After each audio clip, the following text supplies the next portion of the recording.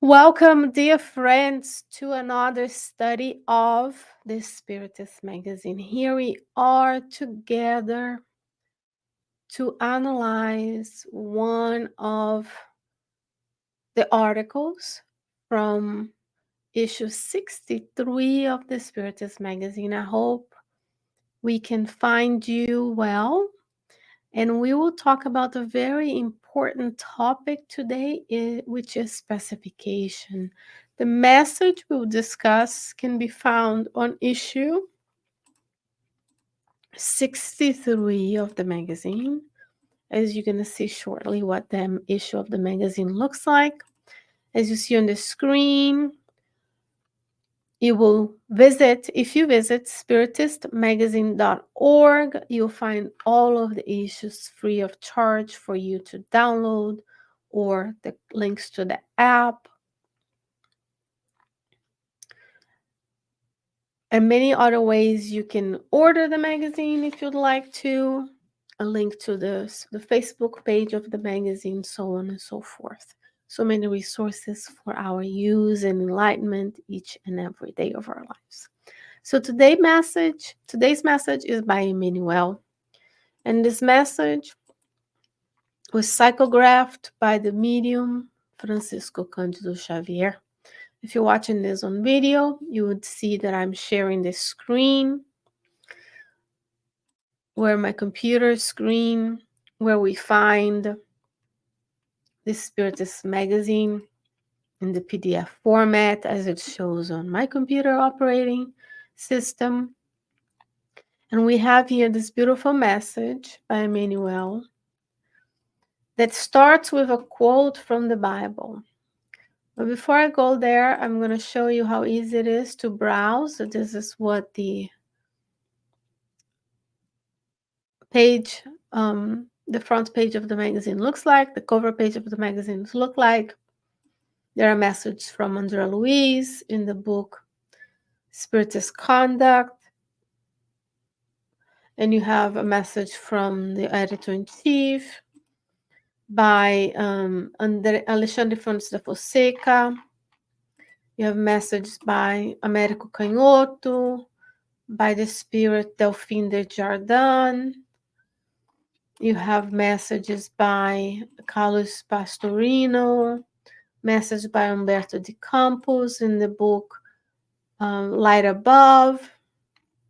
And then you have an article by Laurette Godoy on the materializations by Euripides Barçanovo, message from May, the science of life after death, so many other things. Harmony by Joseph, the spirit Joseph, a message by Divaldo on envy. And then you scroll down to our message, which is let us pacify. The world we live in, the trials and expiations during this planetary transition to regeneration. There isn't another time that we have needed more peace and pacification in our hearts, in our minds. So let's learn with Emmanuel. Very timely topic. The first thing you notice that there is a message, there's a quote from the Bible in Matthew chapter 5, verse 9, quote, "Blessed are the peacemakers, for they shall be called children of God." So first question, do you feel like during your daily lives you are a peacemaker? Are we creating peace with our words, with our actions, with our presence, with our model towards others in a way that we can contribute to the pacification of planet Earth? First question. I hope the answer is yes, we are peacemakers, meaning we're not engaging in activities that are going to create discord, tumults, revolts, anger, war, so on and so forth, right? So let's see what Emmanuel has to say for us today. So if you're watching this, you're going to see I'm scrolling down. so that I can have a larger font, and we're going to read each one. These are morsels. These are like for us to dissect and think of. The Spiritist literature is not for fast consumption. It's for us to really digest, meditate upon. He says, there is no point in prolonging the nervous war. Conflict will await you in every corner because peace is the foundation of God's laws. So peace is there, the touchstone of God's law. Everything starts with peace, and everything is nourished by eh, love. That's the answer, right? So peace is the foundation of God's laws, which there are 10 in the Spirit's book, part 3 of the Spirit's book. So we need to be mindful of them, get acquaintance, get to know of them, study them, most importantly, apply them to our daily lives. So Emmanuel says, watch the catastrophes that pass. Time and again, human beings make themselves the wolf of humanity, destroying the terrestrial countryside. But God, in silence, determines that the grass covers the soil again, placing the flower in the grass and forming the fruit in the body of the flower itself. So you see how Emmanuel is wise. We see places on the earth where men are being the wolves, human beings. I want to say man, I mean human beings, are being the wolf of humanity, destroying everything we pass around. When there are wars, when people are fighting, they tend to destroy nature around us. But then God silently determines that everything returns to a state of equilibrium, which is homeostasis, right, for us. So when we think that things are destroyed, we see hurricanes. He's going to talk about volcanoes, talk about floods. We see the destruction, and then over time, things renew themselves. People renew themselves, their attitude. You see the outpouring of help when there's a natural disaster. It took a natural disaster for us to go and look and help more, because there's a lot of spiritual help all the time. They just don't take the credit. But then when something happens, but God is working with us and for us, no matter what kind of destruction we feel it's happening in our lives, a destruction of a relationship, destruction of social structures, of um, work. God is there for you, dear friend. He says, volcanoes ruin vast regions, but God restores the thorn landscapes. Seaquakes sweep cities, but God shows them another place and they emerge more beautiful. Earthquakes bring calamities, but here and there, God readjusts the face of the globe. So there are cycles of renewal, the law of preservation, the law of destruction. There's this cycle of renewal. For us, with a limited understanding of time and space, and with a limited vision and sensitivities for this one lifetime, we may feel like everything is disastrous.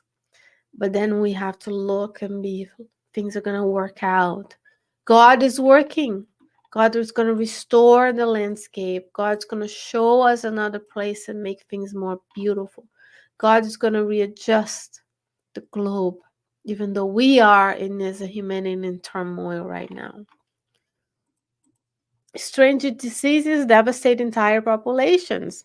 Hey, COVID, anyone?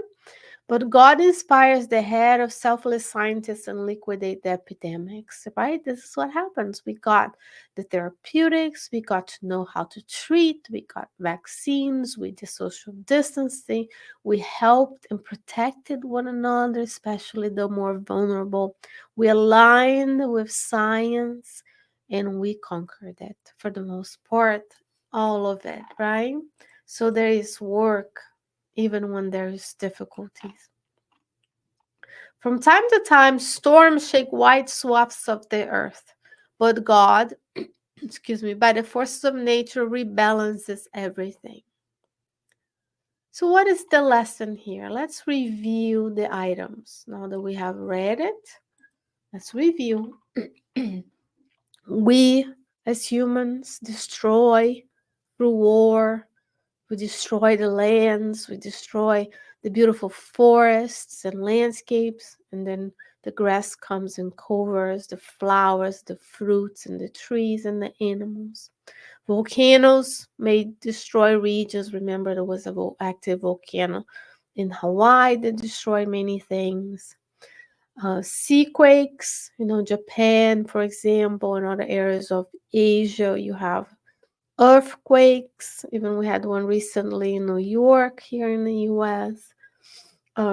Earthquakes, strange diseases, all things that we as humanity experience on a cyclic basis, because life is about cycles of activity, of destruction, of renewal.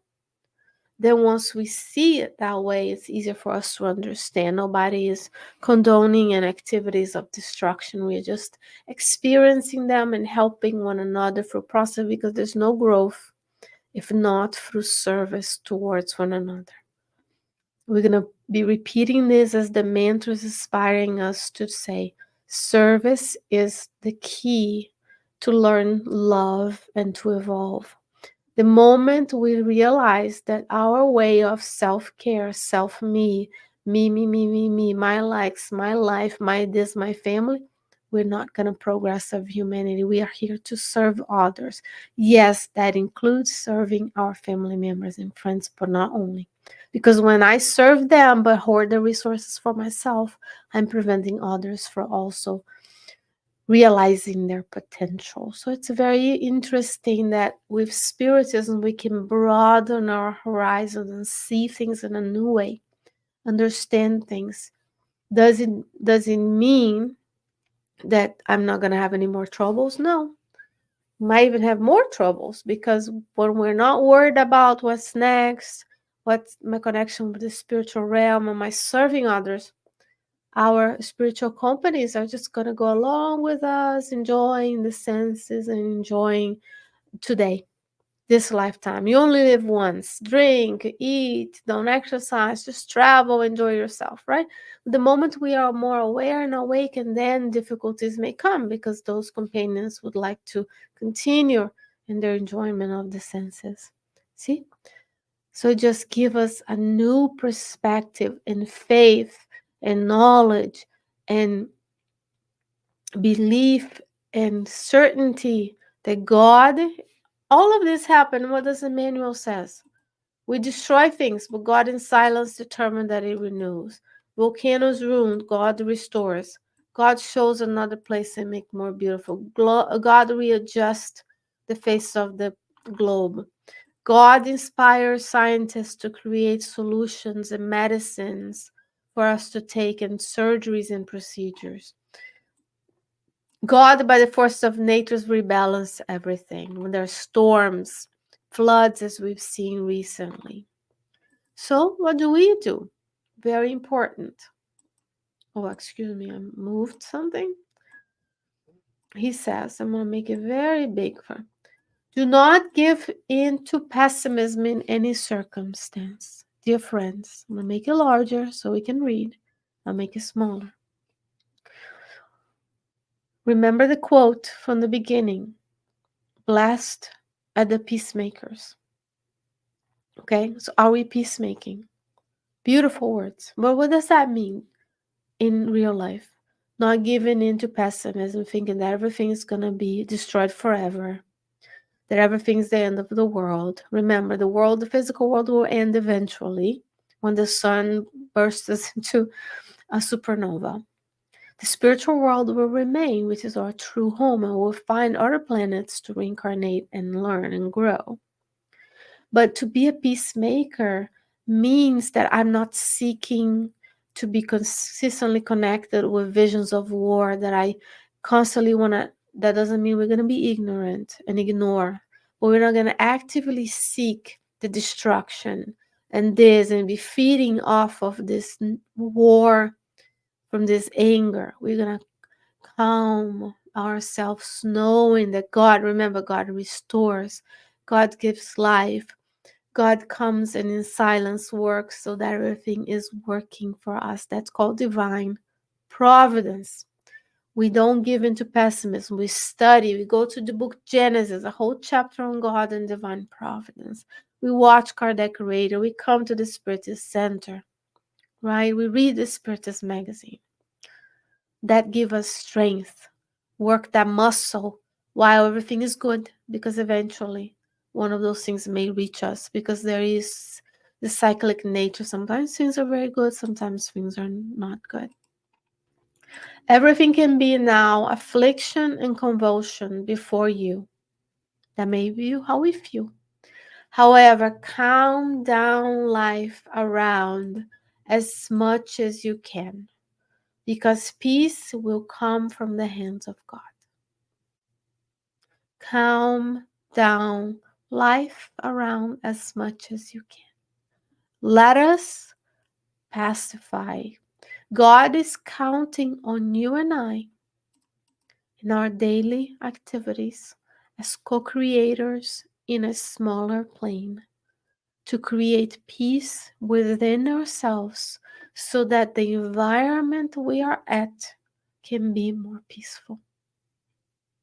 Blessed are the peacemakers, as we saw in the beginning. Be today a peacemaker. Make peace with yourself. Where you're from, who were your parents, what happened to you, what are my strengths, what are the things we want to work on, and we ask for help. We join community, we go to the center, we ask for psychological help, we go to take care of our medical needs with the physicians. We are multi-millenary, multi-dimensional beings. And once we pacify, our interactions will be more peaceful.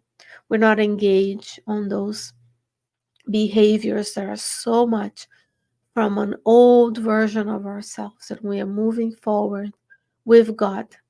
Peace will come from the hands of God, and you, dear friend, can calm down life around you within your circle of influence so that everyone can feel that peace, everyone can partake on peace, and everyone can work together in service to grow and evolve. This is from the book of Hope, Livro da Esperança by Emmanuel, through Chico Xavier. And this Vanessa Silone discussed this chapter on the morning prayer at Kardec Radio. So, dear friends, let us be peacemakers between now and then. Let's start with ourselves. Let's work within our family members and our households. And that's the homework for this week. Let us be peacemakers. Let us pacify. It's always an honor and a privilege to be with you. I hope that soon enough we can rejoin. God willing, of course, as always, within the hands of God. We'll be back with another Spiritist magazine program next week, every Tuesday at 8 p.m. And talking about peacemakers, please stay tuned at 9 p.m. Our dear friend Carol Correa will study with you the divine laws. Stay well, stay safe, dear friends. I will see you soon. Bye bye.